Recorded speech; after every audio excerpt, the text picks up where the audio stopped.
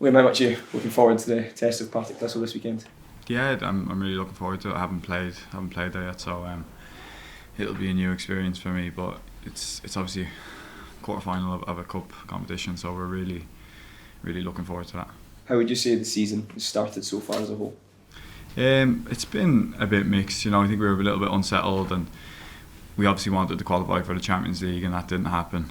But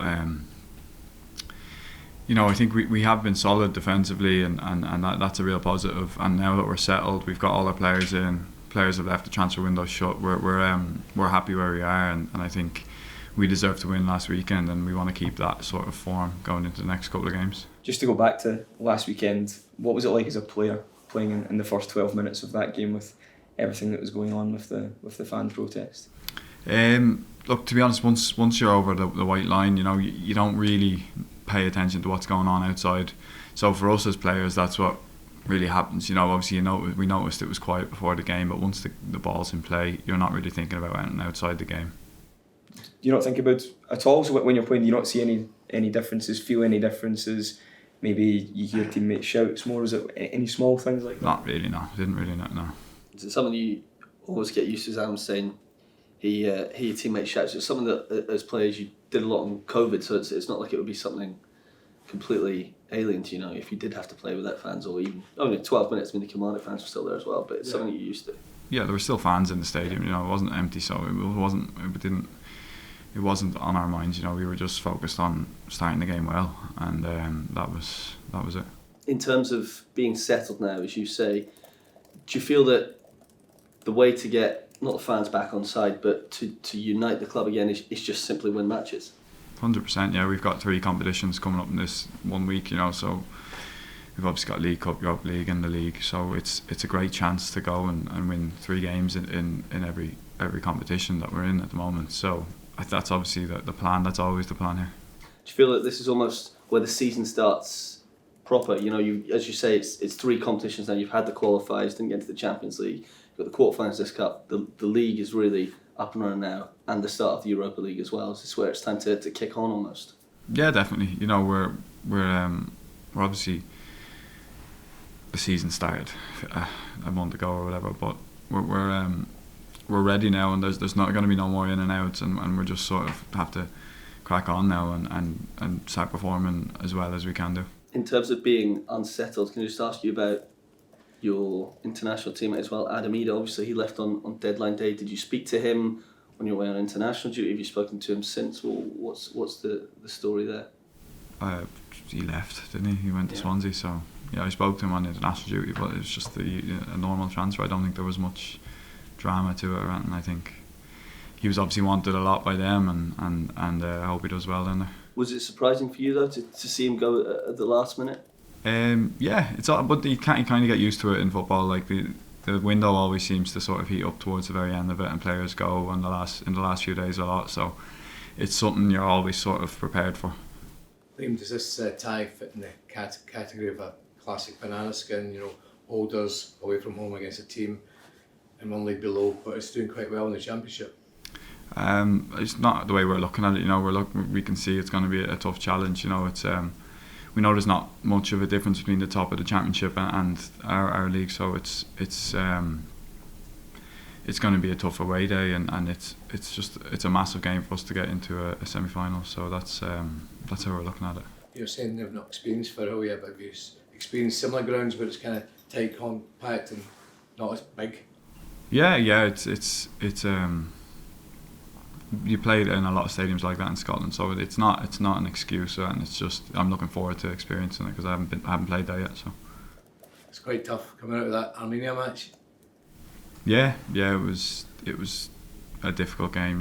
We never really got going, and they played better than us, and they probably deserved to win. I don't think there was many people were of a different opinion. I think they probably deserved to win the game, and it's obviously not where we wanted to be, but it's football. How have you found it personally this season? You've seemed to have played a lot of minutes. Has that been good for you just to get that into your rhythm like that? Yeah, no, it's good. It's good to be playing. That's what every player wants to be playing as much as they can. So I feel like I found the rhythm as well. I feel fit and I feel good. So I'm enjoying it. You had a few kind of spells at left back as well. Was that kind of good to get back there as well? Yeah, it's different, you know. It's you don't realise.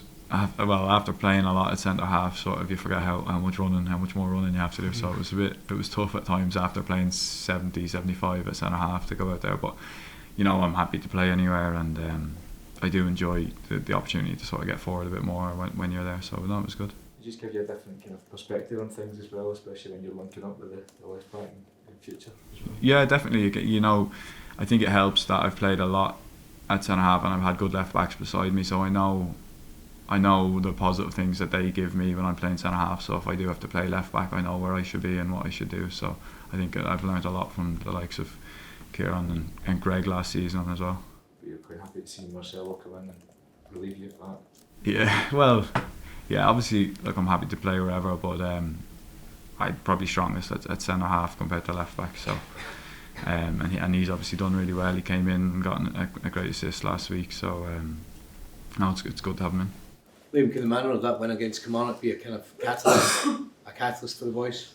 Yeah, definitely. You know, I do think we deserve to win. Obviously, the goal came very late, and it's a penalty, and like, you know, we probably thought we should have maybe not been in that position at that stage of the game with the chances we had, but credit to Kilmarnock, they came back into it, and there was a stage after they scored where they were putting a lot of pressure on us. So I think performance wise we looked better, we looked sort of more fluid, and I think we had more joy on the wings as well, and to get that result was massive, really. Yeah. Are you clear as a central defender what constitutes handball in the new interpretation of the law? Not really, no. No, it's a bit Not confusing really. for everyone, is it? Yeah, it's confusing, and then there's differences in while you're playing in Europe and internationally to what it is in the league. We've been through it, you know, we have meetings, but it still is confusing, and I suppose you just have to get on with it and let the referees deal with that. Would you rather that the IFAB or whoever's in charge, Liam, just came out with a black and white, for example, it has to be intentional, or denying an obvious goal scoring opportunity, something like that? Because it seems like there's so much interpretation there at the moment. It changes week to week. Yeah, like it has changed I don't know if it has changed every season. I don't want to say things that aren't true, but it feels like it's changed at the start of every season for the last 2 or 3 years. So when there's that much change, it's hard to keep track of. And for me, I've just started defending with nearly my arms behind my back when I'm in the box. I don't want to spread my arms just in case. You know, if I'm defending a cross or a shot, you're trying to block something. It's to take any doubt out. It's easiest just to put your arms behind your back. But yeah, it would be nice to have it more clear. I think they've tried to make it clear, but because it's changed a few times, it's just. What sort of guidance do you guys get on that? I know you said there's some meetings, but I mean, how often are those, and how clear is the rule to you? We meet the referees at the start of every season in here, and they go through slides and show whether they ask us our opinion, should this be a foul, should this be a handball, and there's disagreements in the room at that time, and you know, so it's different people have different opinions, so that's probably why it's probably hard to nail down like a really like black and white rule. Do you get anything like that for European games? No, but they'll tell us if the differences if we're playing in Europe. The domestic referees will tell us that in that meeting. Yeah. Liam, you're talking about they're trying to adapt to whatever the interpretation is. Is that quite difficult when your natural way is to play like that, but you're saying I'm going to go behind just in case it does come off? Yeah, I think you see it a lot more now, and it's become almost normal.